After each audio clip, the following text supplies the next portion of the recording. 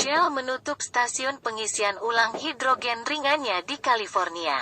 Dan Toyota menawarkan diskon $40.000 untuk harga Mirai FCEV baru. Kehidupan selalu sulit pada kendaraan listrik sel bahan bakar hidrogen, FCEV, dan ini semakin sulit berkat Shell yang mengumumkan penutupan stasiun pengisian ulang retailnya di California. Hydrogen Insight melaporkan bahwa perusahaan energi tersebut menjalankan 7 stasiun untuk konsumen pemilik FCEV. 6 diantaranya segera ditutup karena komplikasi pasokan dan faktor pasar eksternal lainnya. 1 stasiun retail ringan di Torrance tetap buka pada saat penulisan artikel ini. Sementara Shell mencoba mencari pembeli, itu adalah toko yang sama, seperti gambar di atas, yang ditemukan ditutup oleh editor Autoblog James Risswicke karena pemeliharaan dan kekurangan suku cadang. Langkah ini membuat Shell memiliki 3 stasiun hidrogen yang beroperasi di California, khusus untuk industri dan kendaraan tugas berat. Shell akan terus berinvestasi di outlet hidrogen tersebut. Mengalokasikan $1 miliar per tahun untuk H2 tugas berat serta penangkapan dan penyimpanan karbon di atmosfer. Di sisi konsumen, fokusnya adalah pada infrastruktur pengisian daya kendaraan listrik. Penutupan ini terjadi 2 tahun setelah Shell melakukan hal yang sama di Inggris, dan setelah 6 bulan penutupan di California. Pada tahun 2020, ketika 1 kg H2 berharga sekitar $13. Shell mengusulkan pembangunan 48 stasiun baru di negara bagian tersebut. California menawarkan hibah sebesar $40,6 juta sebagai insentif. September lalu, Shell membatalkan rencana tersebut dan menolak uang hibah.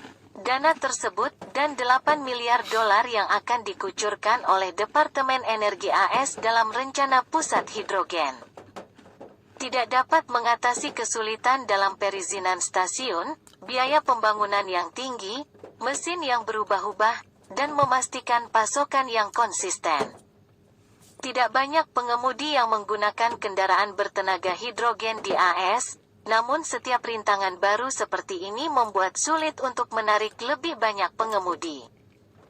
Saat kami membahas harga Toyota Mirai 2024, kami menulis bahwa sedan tersebut hadir dengan hidrogen gratis seharga $15.000, tetapi harga pengisiannya naik dari sekitar $65 menjadi $200.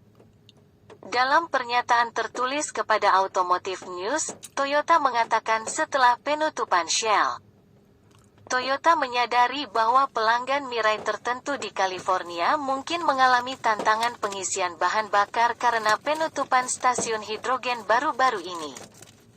Kami akan terus bekerja sama dengan pelanggan Mirai yang terkena dampak untuk membantu mengidentifikasi cara untuk mengatasi kekhawatiran mereka berdasarkan kasus per kasus, dan memberikan bantuan. Nomor 800.